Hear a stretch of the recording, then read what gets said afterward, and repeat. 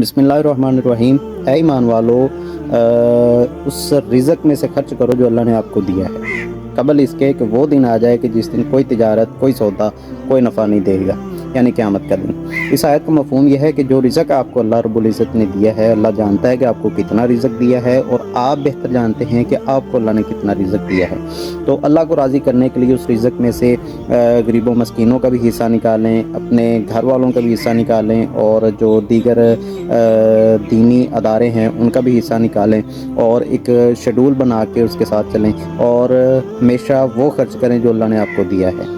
आपकी हिम्मत इस्तात 1000 की है खर्च करने की है, आप 1001 रुपया खर्च ना करें, अपने ऊपर जुल्म मत करें। इस चीज़ का भी अल्लाह आपसे सवाली नहीं है। अल्लाह रब्बुल इज़्ज़त सिर्फ ये कहता है कि जो रिज़्क आपको दिया है, जितनी आपकी हिम्मत है उसमें से खर्च करें।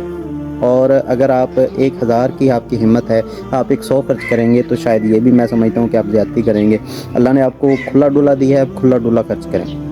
अल्लाह ने आपको मखसूस दिया है, लिमिटेड दिया, आप लिमिटेड खर्च करें। जो आपके पास है, जो आपकी इस्तात है, उसी के मुताबिक खर्च करें। दुनियादारी को दिखाने के लिए आप करोड़ों भी देंगे तो आप राज़ी नहीं कर सकते। अल्लाह आपकी हिम्मत के मुताबिक दिए हुए 10 रुपए से भी राज़ी हो जाएगा, 1 रुपए से भी राज़ी हो जाएगा।